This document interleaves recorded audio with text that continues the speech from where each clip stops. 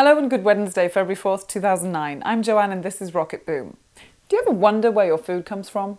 Have you ever been nervous that terrorists have created biowarfare germs or chemical bombs and that the world could blow up any day now? Well, try adding the Pyrenean ibex to the list. The Pyrenean ibex, or bucardo, declared extinct in 2000, has become the first animal ever to be resurrected through cloning.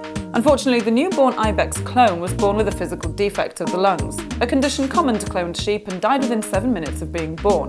Despite the fact that the clone was the only pregnancy to result from the 439 embryos created from sample tissue of the last surviving bucardo, scientists are hopeful about the premise of resurrecting the species.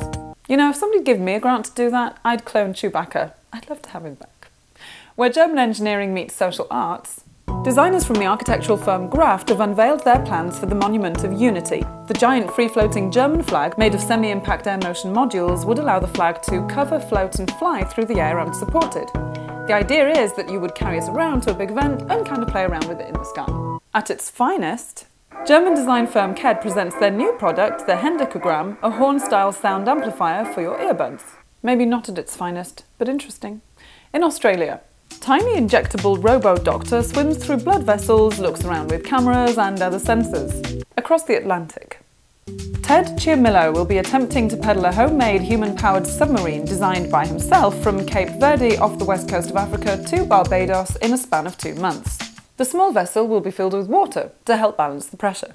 Much like this telephone aquarium booth in France by artists Benoit Dessay and Benedetto Bufalino. But different. Cognitive associations formed in games carry on in real life. The new study links people's distaste for things in real life that resemble the opponents in their games, which could lead people to shoot aliens and monsters if they were ever attacked. In related, scientists confirm that you can absolutely be scared to death without a doubt, and recently a man was tried for murder for having scared to death a woman after breaking into her home to hide from a prior robbery. In a scare for privacy activists, new intelligent advertising installations can track attention, gender, age and more with cameras and facial recognition software to then provide targeted advertising, which they claim is what you want even if you didn't know it yet. World's smallest piano. And finally for today, a farewell to the apostrophe, vaguely defining the plural from the possessive since the 18th century. It's a dark day for grammar in Birmingham, UK, as the apostrophe is being banned from street signs.